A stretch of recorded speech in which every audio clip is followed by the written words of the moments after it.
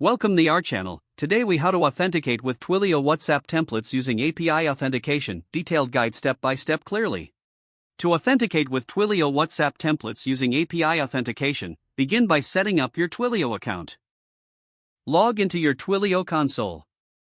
Navigate to the messaging section. Select Try It Out and then click on Send a WhatsApp message. Next, ensure you have a Twilio phone number enabled for WhatsApp. If you don't have one, follow the setup instructions to create a WhatsApp-enabled number. Now, go to the API Keys and Tokens section in the Twilio console. Create a new API key by selecting Create API Key. Choose a descriptive name for the key. The API key ID and secret will be generated, so make sure to save them securely.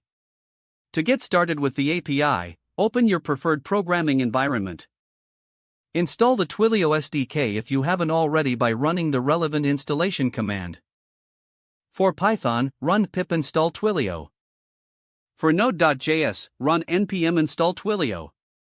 After installation, import the Twilio library into your script.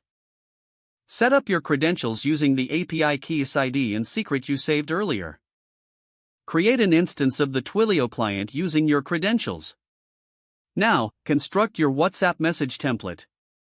Make sure to follow Twilio's format for WhatsApp templates. Set the parameters required, including the recipient's phone number, the template name, and any variables. Use the Twilio API to send the message by calling the appropriate method with your parameters. Include error handling in your code to catch any issues during the API call. Check your Twilio console to verify that the message was sent successfully. If you encounter errors, refer to the Twilio documentation for troubleshooting steps. Once the message has been sent, monitor the logs in your Twilio console for any received responses. By following these steps, you will successfully authenticate and send WhatsApp messages using Twilio's API.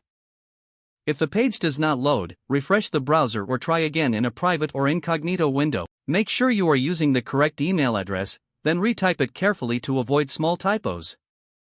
If your password is not accepted, use the reset option and create a new strong password you can remember. Check your spam folder for verification or security emails, then complete any requested confirmation steps. Don't forget to like this video and subscribe to our channel for more step-by-step tech guides.